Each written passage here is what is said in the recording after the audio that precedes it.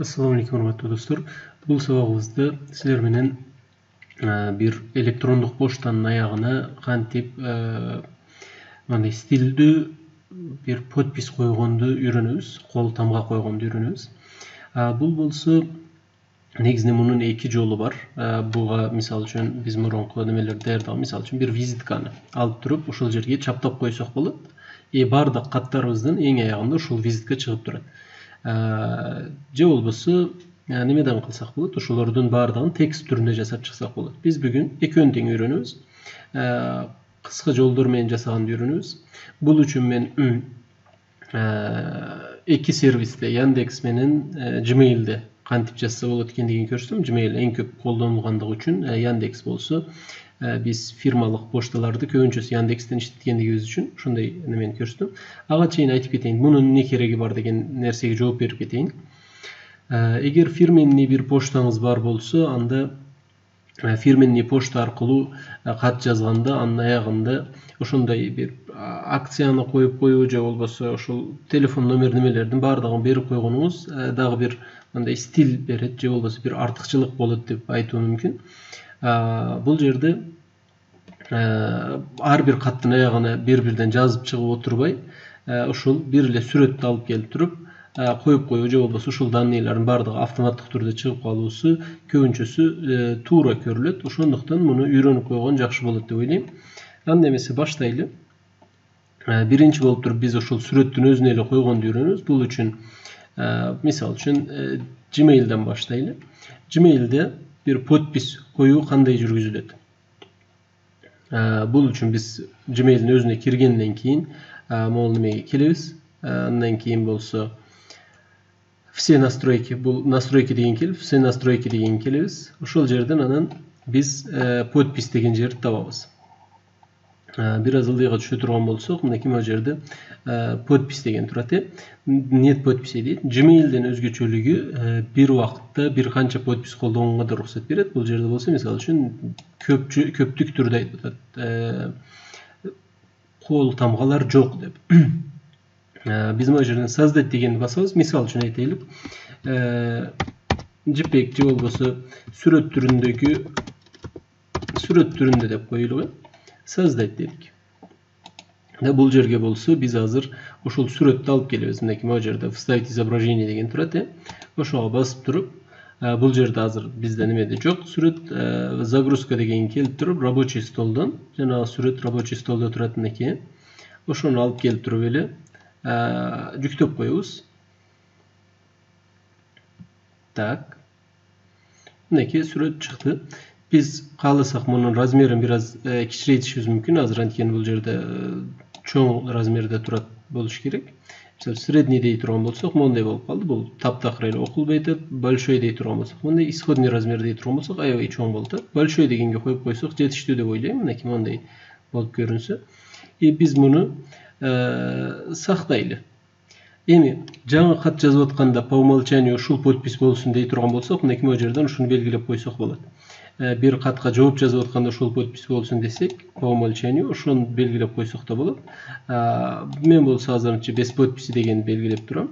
Мынакей. Анткени мен мындайды туура деп эсептебейм. Аны себебин дагы бир аздан кийин түшүндүрүп берем.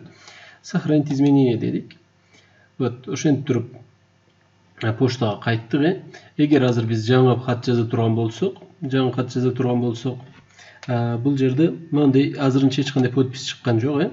Мына могу жердеги вставить подпись деген келип туруп, сүрөт түрүндө деген тандай турган болсок, мынакей могу жерде биздин подписибиз өзү автоматтык түрдө чыгып калды. Так, кереги жок бизге. Мынакей. Көрдүсүздөр, биз бул жакка каалаган катыбызды жазабыз, подпись болсо ушул сүрөт подпись катары каттын аягында кетет. Мисалы үчүн айтайлык, тест бир нерселер жаздык, получатель катары болсо биздин Gmail адрес, неме адресибизди коелук. Так, Яндекс.ру дагы адресибизди коелук. Тест подпись 1 деп коелук. Ошентип туруп отправить десек, жиберилди. Мына отправленияларга келип туруп, мына могу жерден көрсөк болот. Xatыбыз жиберилген, анан астында болсо мондай сүрөт түрүндө биздин подписибиz турат. Муну биз эгерде почтабызга келе турган болсок, азыр ошол жерге келет болуш керек. Спамга түшүптүр. Мынакей муну ача турган болсок, мына жерден спамда сүрөттөр көрүнбөйт. Включить дейбиз. Мынакей сүрөт көрүнүп атат. Ошентип туруп биз иштетсек болот. Мен негизинен бул немени колдонбогонумдун себептеринен бирөөсү ошол болчу. Мондай эгерде бир электрондук поштанын ичинде сүрөт тексттен дагы көбүрөөк жер ээлеп аткан болсо, анда почта сервистери, негизги почта сервистери, мисалы үчүн Яндекс, Outlook, Gmail сыяктуу почта сервистери бул немени спам катары көрөт дагы, спамга ыргытып коюшу мүмкүн. Ошондуктан тексттерибиз сүрөттөн дагы көбүрөөк болуш керек. Бирок дайым эле мындай неме кыла албайбыз. Ошондуктан бул бир факторлордон бирөөсү деп айтайын. Дайым эле ошого карап туруп неме кылбайт. Кээде сүрөт болсо деле спамга түшпөшү мүмкүн. Ошондуктан биз мындай методду эмес, мунун ордуна могул жерде мисалы үчүн сүрөт боло турган, бул жактагы могу жазуулар болсо текст түрүндө келе турган варианттарды ойлонушубуз керек. Бул үчүн албетте дагы ошол эле жерге келип туруп биз немени жасап чыксак болот, дизайн жасап чыксак болот. Мынакей могул жерден бул сүрөттү өчүрүп салайлы, мисалы үчүн бир сүрөт алып келебиз. Так, загрузка мондай кылып, андан кийин болсо бул логотип катары келсин. Муну маленький коелук. Андан кийин бул жакка болсо текст жазсак болот. Андан кийин телефон деп туруп муну неме түрүндө жазып койсок болот. Ошентип туруп дагы сактап койсок болот. Бирок бул жерде бир аз код маалыматтарын билиш керек болот. Буларга эгер ссылка беребиз дей турган болсок, ссылкалар тууралуу көп нерселерди изилдеп чыгыш керек болот. Ошондуктан мен силерге азыр бир сервис көрсөтөм. Бул сервистин жардамы менен стилдүү, жакшы подпистерди неме түрүндө жасай берсеңиздер болот. Даяр шаблондор аркылуу неме кылса болот. Кандай десем, подпистерди койсок болот. Азырынча мондай подпис колдонулуп атат. Бул бизге туура келбейт дедик. Ошондой эле муну немеден да көрсөк болот. Яндексте дагы бар ошондой эле. Мынакей могул жерде добавить подпись деген келип туруп, бул жерге кааласак сүрөт же немелер, мынакей сүрөт да бар. Же болбосо башка данныйларды бул жакка койсок болот. Бирок бул жакшы эмес дедик. Бул метод туура эмес дедик. Ошондуктан биз башка бир сервис колдонобуз. Бу арада тиги визитканын дизайнын мен даярдаган болчумун. Мынакей могул дизайнды. Эгерде бул дизайн силерге жаккан болсо да, кантип муну даярдаса болот мындай дизайн десеңиздер, биздин YouTube каналыбызда, мынакей могул жерде мен түшүндүргөм, CorelDRAW сабактарында үйдөн үйрөн деген каналыбыз бар, билесиңер. Ошол каналдын CorelDRAW сабак 8A дегенинде ошол визитканы жасаганды 0дон баштап көрсөтүп чыкканга аракет кылгам. CorelDRAW аркылуу жасалган. Ошол жерден силер да өзүңөргө жасап алсаңыздар болот. Так, биз тиги немеге кетелик, сервиске. Мен мондай бир сервис таптым. Бул ссылканы видеонун астына коюп коем. Кааласаңыздар ошол жактан карасаңыздар болот. Дагы бул жерде толтура мондай шаблондор бар экен. Биринчи биз бул жерде мисалы үчүн Gmail дегенди тандайлы. Email платформа катары Gmail тандадым. Экинчиси шаблон тандашыбыз керек. Мынакей могул жерде көрүп атасыздар, көптөгөн шаблондор бар. Булар подпись шаблондору.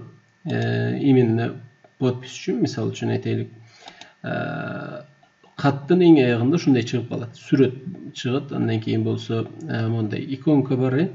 Буларды бардыгын настройка кылып чыкса болот. Мынакей могул жерде көптөгөн түрлөрү бар. Менчик немелер жазсаңыздар болот. Же болбосо мондай астына баннер менен койсо боло тургандар бар экен. Булардын арасынан өзүңөргө эң жакканын, эң ыңгайлуу болгонун тандап колдонсоңуздар болот. Кантип колдонуу боюнча болсо, мен азыр силерге бир образец көрсөтүп берем. Так, мен жөнөкөй бир неме алгым келди. Дизайн. Мисалы үчүн мен могул дизайнды алам. Андан кийин болсо өзүмө жакпаган жерлерин өзгөртүп чыгам кайрадан. Tak, bul jerde hazır körtasizlar, mo jerde logotip bar eken. Andan keyin aty jönü turat, andan keyin bolsa mo jerde atkargan işi nemesi turat. Andan keyin bul jakta tak mobilni telefon, telefon, jumuş telefonu, elektronluk poçta, adres, andan keyin neme bolup turat. Sayttın adresi turat.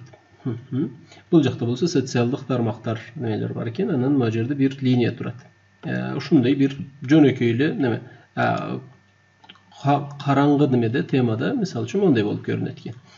Tak, makul, biz bunu hazır uşul nemenin üstüne işleyip andan keyin bolsa onday banner turat.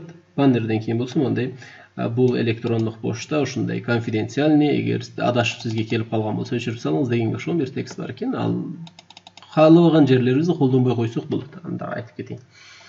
Tak, şablon tanıdığından keyin, любой şablon tanıdaysızlar, bu nemesi çok. Özüңөр kalagan şablon tanıdığından keyin, bol jerde oşol kol tamganın detalların, birinci personal data, andan keyin bolsa kompaniya data, firmanın nemeler, andan keyin grafikler, jana başkalardı bul jaktan koyuşuңarga tuura kelet. Bul jaktın tolturuş gerek bolat. Misal üçün first name, last name dep atat. Bul jakka biz bol jerde çıga turgan жазуун жазышыбыз gerek bolat. Men misal üçün bunu neme kılayın? Alişer İmamov deyini. Özümden ele atal neme menen koyum. Andan keyin job title dep atat. Jumuşçu deyit. Misal üçün aytaylık. Dolbordun jetekçisi deyin. Antkeni men hazır üren degen nemege jasap atam. My company degen gibi bolsa üren degen nemeni koyubuz.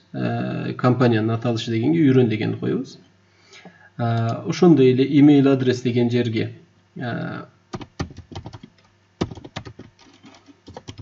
gmail.com Gmail degen jasap atabız. Phone number degen jerde men boş kaltıram. Antkeni maga telefon nomer, городской telefon nomer koldanbayım. Mobil number degen gibi bolsa dep koydum. Oşonda ele moljakka biz kelgili nemeni de koyup koyuraylık. 312 1 2 3 4 5 6 boluversin. Misal üçün men bunu özgörtkönді körsetүү üçün aytatam, nime kıldım. Birazdan keyin alary da özgörtöbüz. Bu dizaynda kiçine özgörtöbüz, maga jakpagan jerler de var. Tak. Andan keyin company data degenge keleylik. Bu jerde my company dep atat, anda emes. My company emes. Üren deylik ki. Tak. Reşöt ve ürün. Andan keyin bu saytın atalışı ürünkg.com dedik. Doğru. Andan keyin bolsa mol adreslerde bolsa bizde adres çok. İnternetten işlep atabız. Oşonduktan adresleri alıp saldım. Tak, bu jerde bir ütür koşulup kaldı. Tak, iki yönler arasında ütür ekim. Bunu da nimesinden alıp salabız. ürünkg.com degen sayt. Andan keyin graphics dep atat. Graphics degende bu jerdeki logotip, logotipke baskanda kayakka ketetkenliğin ссылкасы. Andan keyin bolsa astındağı banner. Biz banner koldanıylı, banner koldanbasak dele bolat. Banner koldanbay turgan bolsak bunu alıp salabız. Neki bannerden linkini de alıp saldık. Bu jakka bolsa logotipti alıp gelişimiz gerek. Biro logotiptin ссылкасын alıp gelişimiz gerek. Eğer biz sırttan bir ссылка alıp gele turgan bolsak, misal üçün Kırgızstan gerbini alıp gelebиz desek, men Kırgızstan gerb dep ele izdep atam. Kartinki degenge keldim. Jönököýle nimeden alıp keltirip koyup koysak bolat. Mol gerb. Открыть картинку в новой вкладке dedim. Bunu kopировать. Andan keyin bolsa bul jakka alıp keltirip вставить dep koysam, gerb oşantip kelip kaldı. То есть men aytayın degenim, eger sizlerden kollana turgan logotipiňer internette bir jerde bar bolsa, oşonun ссылкасын oşantip turup alıp kelip koysaňızlar bolat. Je bolbasa o jerge aytaýlyk, biz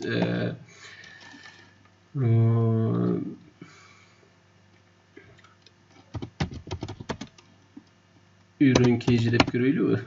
Ne чыгат экен? Мына могу жерде биздин логотип турат э. Twitter'den алып атат экен. Муну дагы открыть картинку в новой вкладке деп туруп, мынакей. Ушул жерден биз логотипибизди алып келип бул жерге койсок болот. Мынакей. Эгер логотипибиз даяр интернетте бар болсо, жок болсо аны интернетте бир жерге жүктөшүбүз керек. Мисалы үчүн Facebook'ка болушу мүмкүн, башка болушу мүмкүн. Ошол жерден ссылкасын алып туруп коюшубуз керек.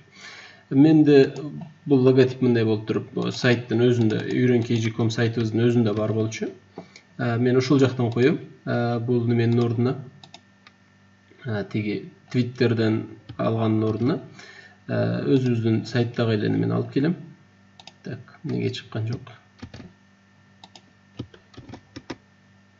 Туура иштеш керек. Бир аздан кийин чыгат болуш керек. Андан кийин болсо mycompany.com эмес, үйрөнкейji.com деп коем. Андан кийин graphics менде ишим бүттү. Текст деп атат, могул жердеги астындагы текст. Бул текстти негизинен колдонбосок боло берет. Колдонбой турган болсок, бул жактан баарын өчүрүп салабыз, жок болот. Эгерде колдонобуз дей турган болсок, мисалы үчүн бир жөнөкөй текст алып келип коюшубуз мүмкүн.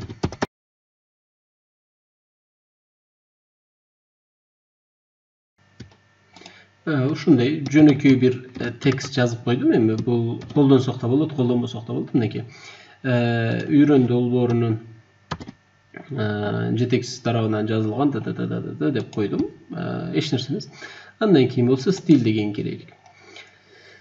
Стиль дегенде мынакей могу жерден түстөрдү айтып атат. Могул көк түс, бул Twitter'дин түсүнө окшош бир түс экен. Андан кийин болсо шрифт, бир канча шрифт вариантыбыз бар экен, колдонсок боло турган. Tacoma бар, Verdana бар, Arial бар. Arial колдоно берсек жетиштүү го дейм.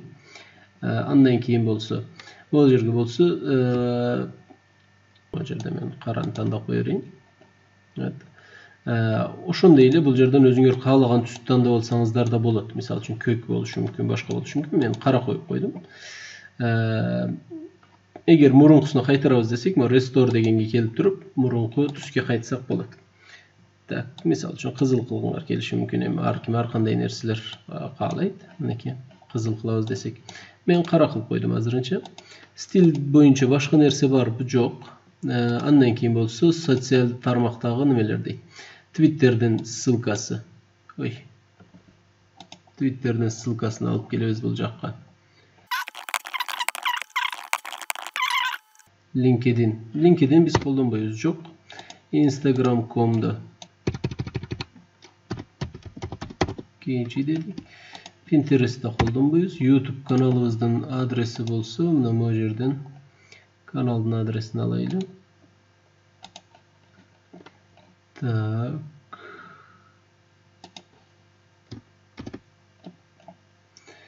Ошондо мондай болуп калды. Бир иконкабыз могул неме. Орду жакшы чыкпай калды. Кандай кылсак болот муну? LinkedIn коюп коет экенбиз, баары бир LinkedIn колдонушубуз керек экен могу жерди толтуруш үчүн. Макул, азырынча linkedin.com деп тура берели. Кийин муну мен өзгөртүп коем. Чтобы могу жер толук болуп туруш үчүн да, мындай болуп туруш үчүн ушундай колдонуп атам. Мунун да бир жолу болсо керек. Билбейм кандай неме кылат экендигин. Азырынча билбейм. Балким мунун дагы Instagram'da өйдө чыгарып, Facebook'ta ылдый түшүрүп, ошондой кылган жолу да болсо керек.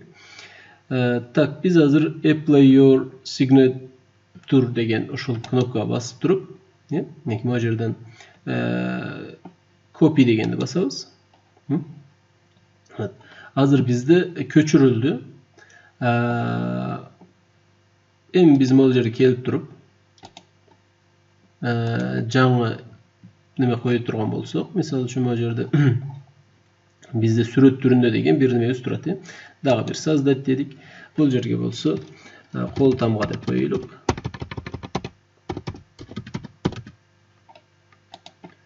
Андан кийин бул жака болсо вставить дегенди басабыз.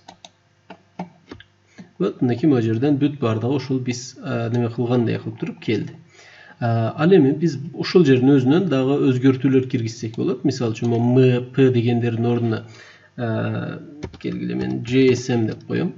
Андан кийин P дегенде болсо Tel деп коем. Даже буну дагы неме менен Кирилл тамгасына жазайынбы? Tel.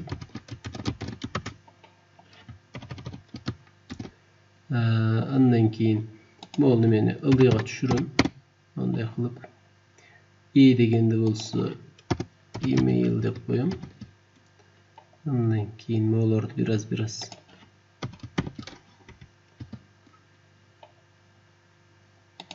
жылдыруу менен.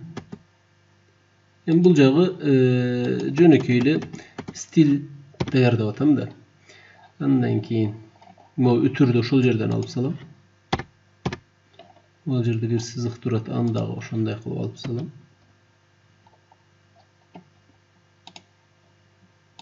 Ал сызык эмес экен, неменики экен? Мен экранда ушундай көрүнөт экен. Бул могу собачканын астыңкы эмеси окшойт. Так. Мына жок экендигин билип алдык. Андан кийин болсо бул жакта немелер турат, э? Вот. Ал эми биз муну неме кыла турган болсок, сактай турган болсок, сохранить изменения дедик. Эми биз бир почта жазып атканыбызда мына бул жерде экинчи немебизде чыгат, кол тамга деген. Эми бул жакка биз башка бир кат жазышыбыз мүмкүн. Андан кийин болсо бул жакка Яндекс.ру дейлик. Тест 2 кол тамга деп коелук. Андан кийин болсо муну бул жакта азыр немеде болчу да, спамга кете турган болуп калды да жана неме каты. Биз муну спамдан биринчи чыгарып коелук. Не спам дедик. Андан кийин бул жактан отправить десек, почта кетти, отправленныйдан текшерелик минеки. Тест 2 кол тамга деген логотипибиз бар, неме бар. Биз могул немени да өзгөртүп койсок болот. Долбоордун жетекчиси үйрөн дегенде бул арадагы сызыкчаны да алып койсок болот. Ссылкалар иштеп атат. Минеки булардын ар бирин любой бирөөсүнө баса турган болсок, минеки Twitterге кетип атат. Же болбосо, мисалы үчүн Instagram баса турган болсок, Instagram страницабызга кетип атат.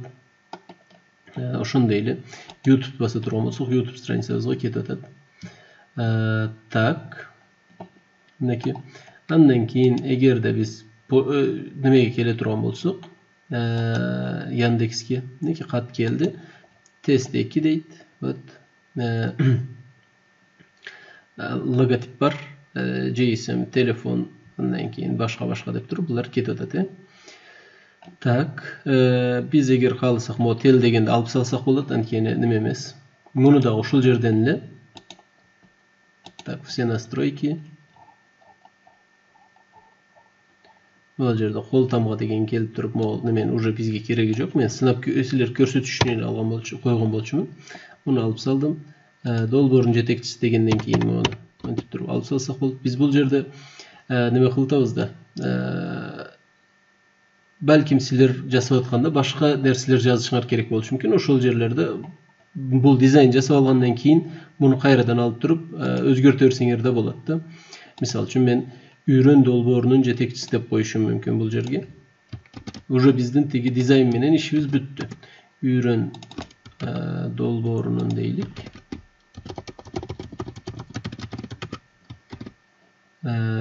Жетекчиси деп койдум.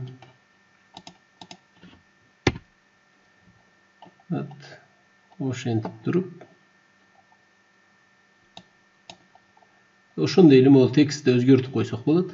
Андан кийин муну сактардан мурун бардык каттарда неме коюп койгом келет. Ал немени автоматтык түрдө чыга турган кылып койдум. Кол тамга дегенде сохранить изменения. Эми жаңы кат жазам десем, мынакей уже автоматтык түрдө бул чыгып атат. Үйрөн долбоорунун жетекчиси деп. Ошондой эле биз буларга ссылка да коюп койсок болот, жана башка немелер да койсок болот. Аларды эми өзүңөр карайсыңар. Мен азыр көрсөтөйүн дегеним ушул болчу. Бир гана нерсе, азыр бул ишти, то есть могул неменин баарын Так, bu жерден başlap durup.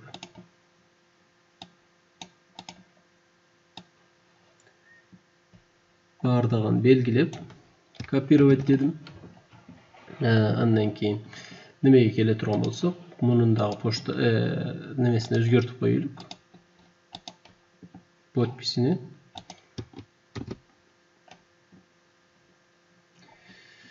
tak добавить podpis desek, andan keyin nime çıkıp kalat boluş gerek mineki.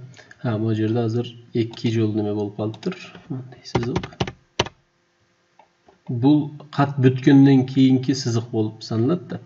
Mineki bu jaktan köçürüp alıp geldik, koyduk, уже iştep atat görgönüňerdeý ikonkalarda büt bardygy köçüp gelipdir, tuğra köçüp gelipdir.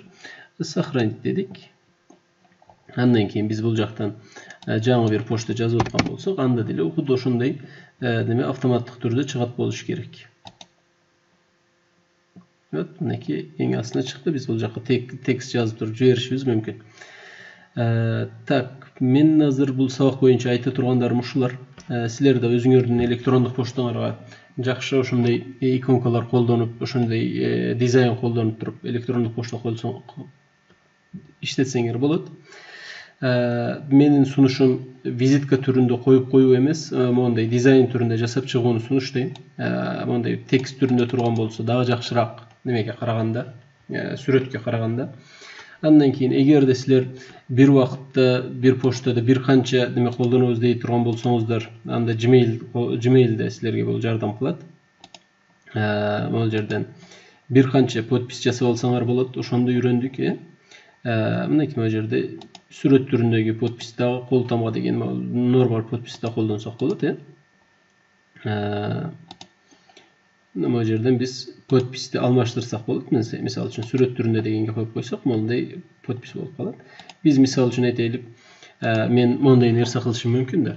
Bu kırgızça katlar üçün podpis bolat. Andan keyin orusça je bolbasa türkçe je anglizce katlar üçün atdelne podpis kılıp koysam bolat. Andan keyin men bu jakda egerde orus tildi kişilerge kat жазып atkan bolsam, anda bu жерден belgilep durup orusça degen tandaýym. Orusça podpis degen andan keyin bolsa orusça podpis ketet aga. Al жерде ne bolup? Rukovodитель проекта үйрön. Misal üçün. Men köpdele orusça жазбасam kerek. Birok oşonday da bir kança variantdagy podpislerdi koldansak bolat. Oşentip turup bu nimeni mümkinçiliklerden paydalanyş gerek. Men bu süret türünde degen podpisti öçürüp salsam bolat. Antkeni men bunu eş jerde koldanbaýyn. Sebebi any koldansa spamga ketүү yktymaly artat. Oşonduktan monday men dizaynny koldanabыз. Сохранить изменения дейlik. Oşentip turup men bu sabagybızdy şol жерден бүтürüp atam. Suralar bolsa kommentariýa жазsaňyzlar bolat. Men bol üçünçi jogap bergenге hareket kılam. Azırınça salamatda kalgılar. Biraz uzun sabak boldu, birok paydalı boldu dep oýlaýym. Sizlerge iyilikler.